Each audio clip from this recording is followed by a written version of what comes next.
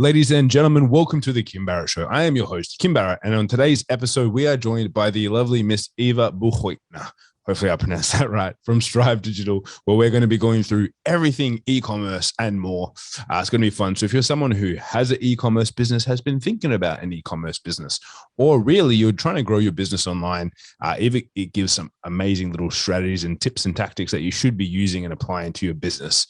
So I highly recommend that you jump on and get this into your ears. Of course, if we can help you grow your business using marketing strategies, all that fun stuff, then please head over to www.joinmygroup.com.au, our free Facebook group where we help you out every single week to grow your business. But until then, let's jump into the show.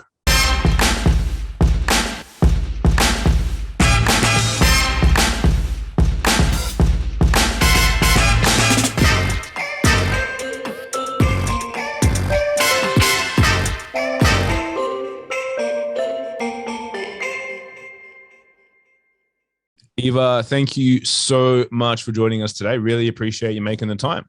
Thanks so much for having me, Kim.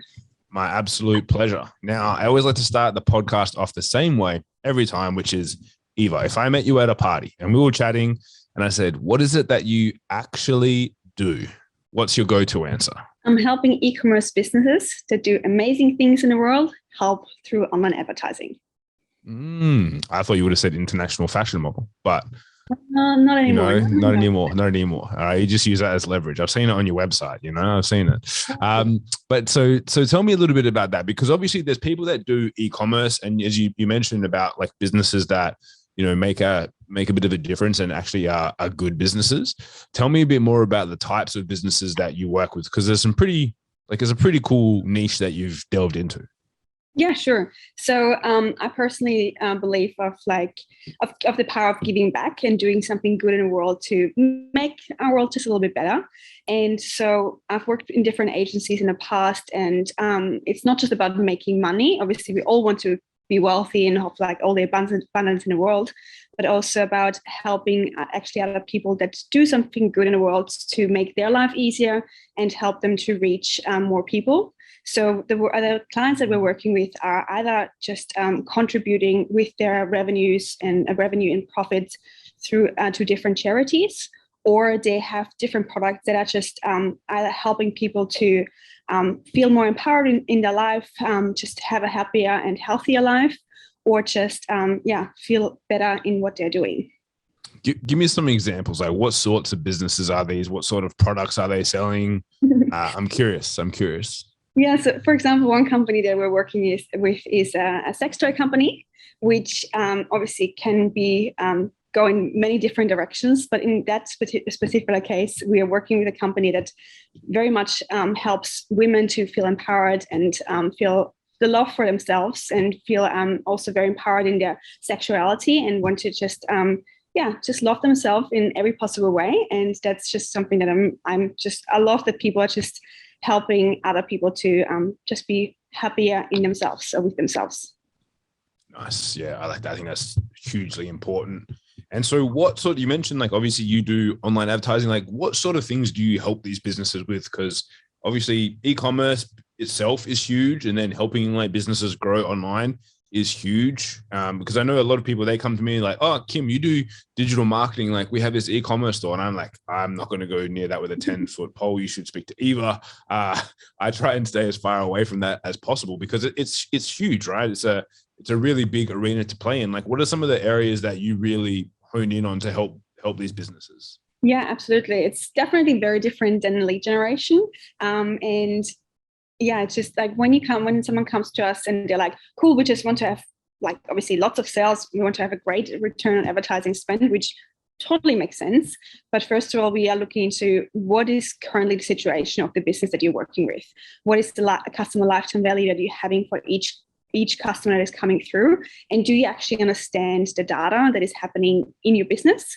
So we recommend usually to assess, first of all, what is happening in the business in terms of those points that I just mentioned before. So really dig into like some different apps that are on Shopify, for example, which is Lifetime Lead or Retention X, or different ways to really hone down of when are people coming back to make a repurchase? What stage are they currently in? To really understand that one first, because very often when we do advertising, we just want to get people through the door first.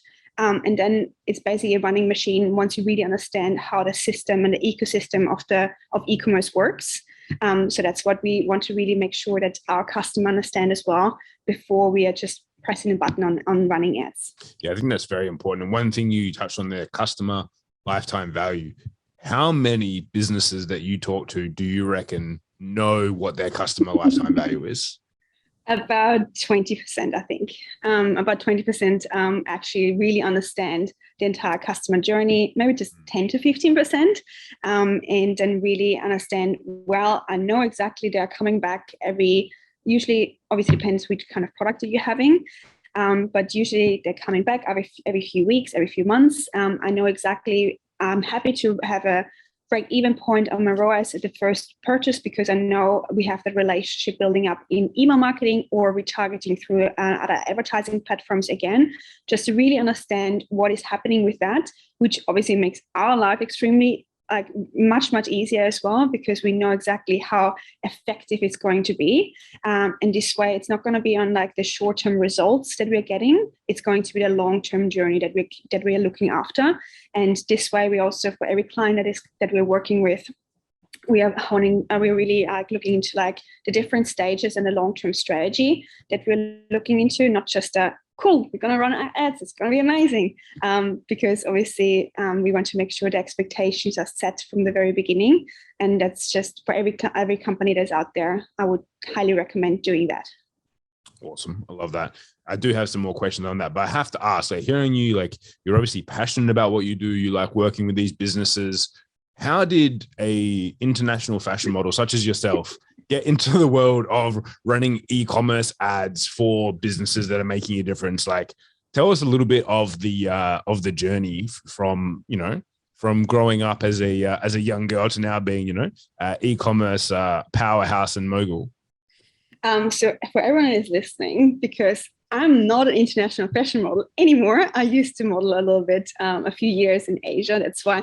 And I show Kim some, Kim knew that from social media postings. And he's since then, he's bringing it up all the time. I mean, look, I think you got to talk yourself up, I think it's got to be, if I was an international fashion model, I would tell people, Totally.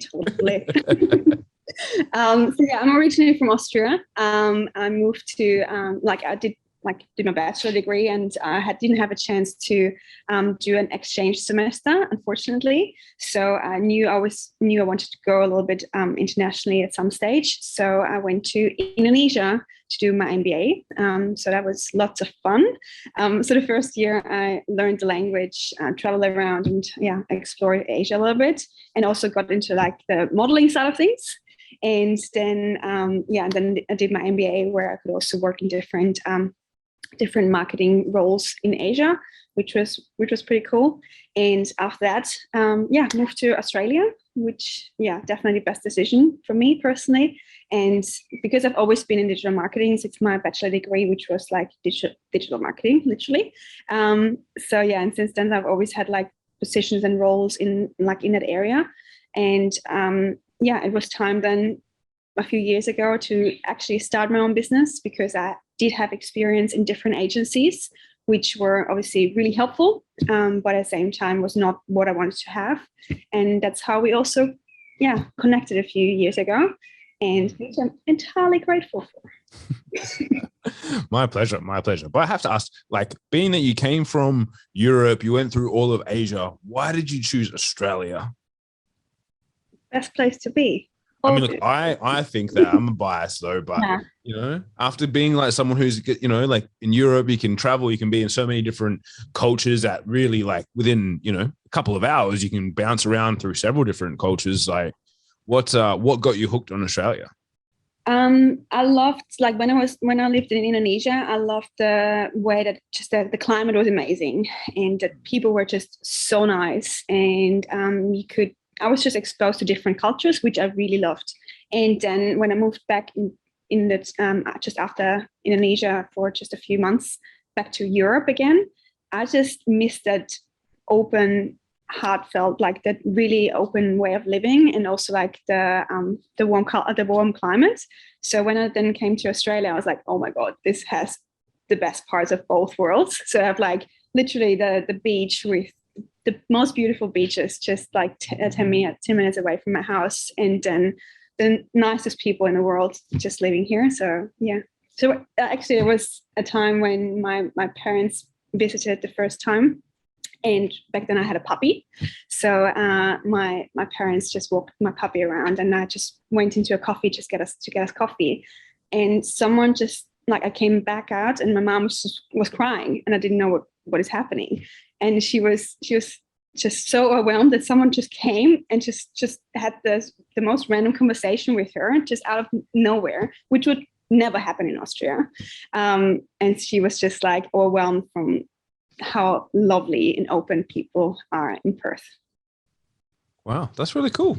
I've never heard that story before. So nice. I like it.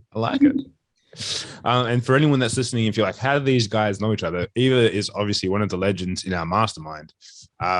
So yeah, we get to spend a lot of time together. We're going down south to Margaret River to a pretty epic event coming up.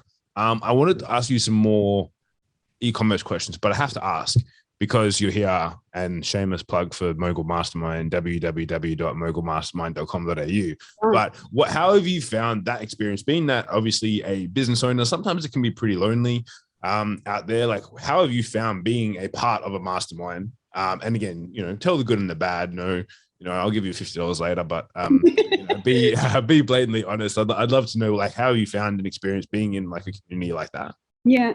So when I started my business, I was pretty good in what I was doing. So like the skills I definitely had, and the results were definitely showing for that.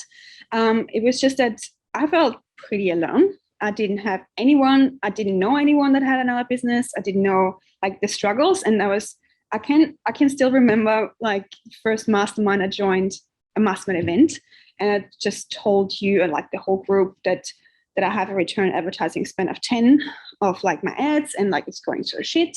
And I didn't even know what the average was of like that people are just expecting a 4 return advertising spend on, because I didn't know, because and that was just amazing that someone said, just had that encouragement and just the support in a group of like, we're all going through the same things.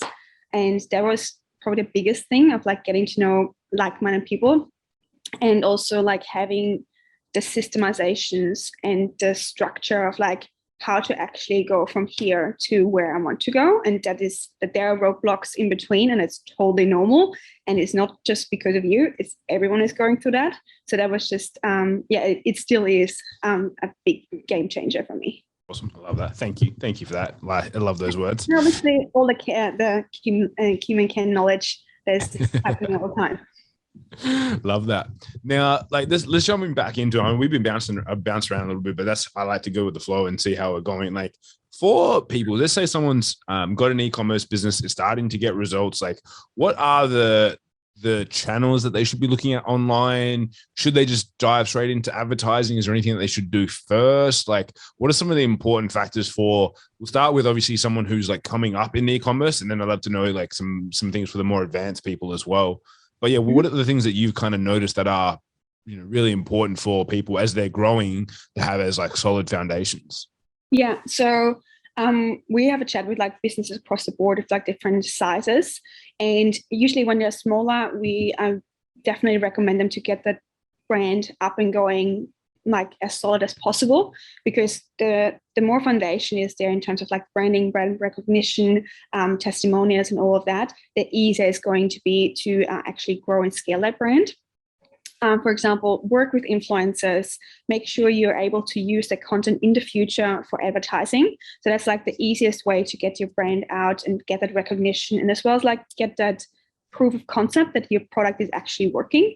That is like definitely the first step I would go. And then also look into your numbers to make sure you have the right profit margin on your products. So I talk with different e-commerce coaches in the industry, and they all recommend about like the 75% range that you should have as a profit margin on your product to be able to grow and scale and still have something to show for, because many times we had had a conversation with e-commerce companies that running within like the $500,000 range and above, and they're like, well, I have the revenue, I don't have the cash flow though, and I don't have the profitability.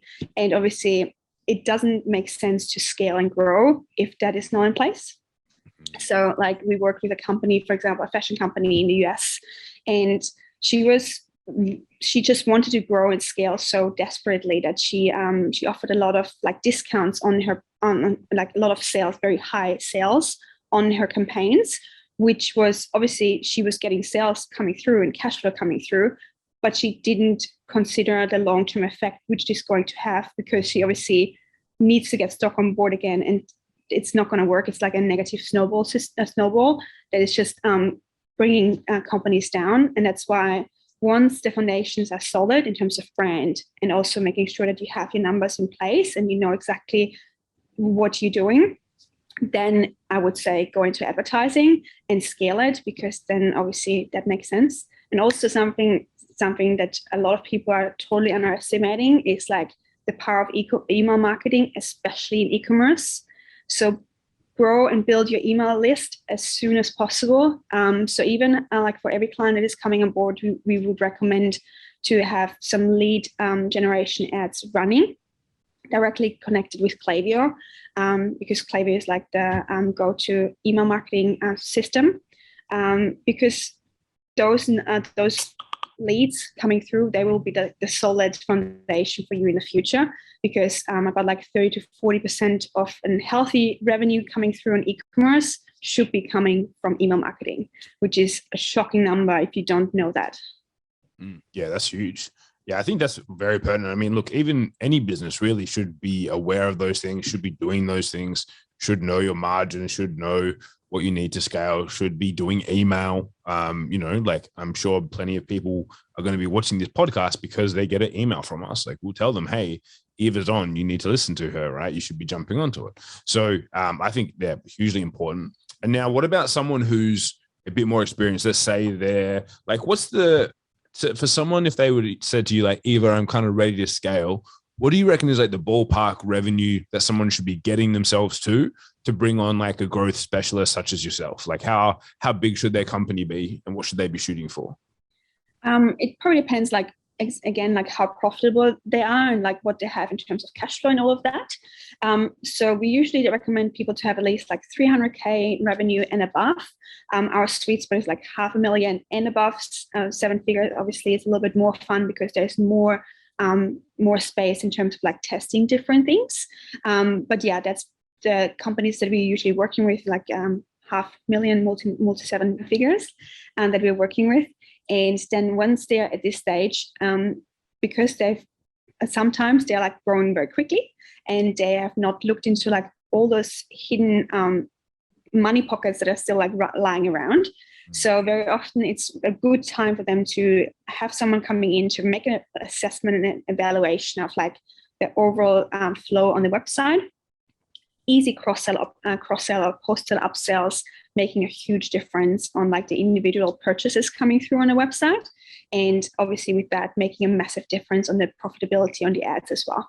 So that's something that we're recommending to look into, as well as like segmentations of emails to make sure you're actually segmenting the different people based on like where they are in their journey. And then also with the ads themselves, looking into what kind of products do we want to focus on, potentially looking into like different markets like the US market, New Zealand, Australia, see how we go with that.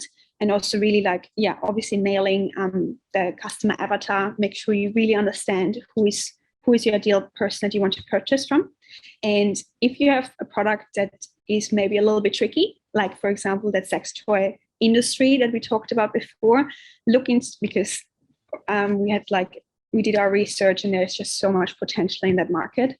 And obviously there's a lot of flagging on Facebook ads and it's very tricky sometimes to advertise, but there is a way. So that's very good. Just make sure if you have products that are maybe a little bit tricky to advertise, just be creative. look into like different options. Maybe you just need to get them through like, I don't know, like a quiz, for example, to get them through in the front end, and then convert them through email marketing through a different and like very clever strategy. Just make sure to like think outside of the box, and also look into like what your competitors are doing as well. Love that. Yeah, I think that's hugely important. Now, being that it's 2022, we're almost like halfway through 2022. What have you noticed? And like, are there any trends that people should be kind of aware of or looking to jump on and take advantage of this year versus any other year? Well, it's still a very like big focus on user-generated content, and a lot of people are moving into TikTok area as well, which we are now tapping into. So we have some clients now just testing the waters with TikTok ads, and definitely huge potential, especially if you really know and understand your market and your ideal customer, because the age group as well in TikTok is growing into like more product range.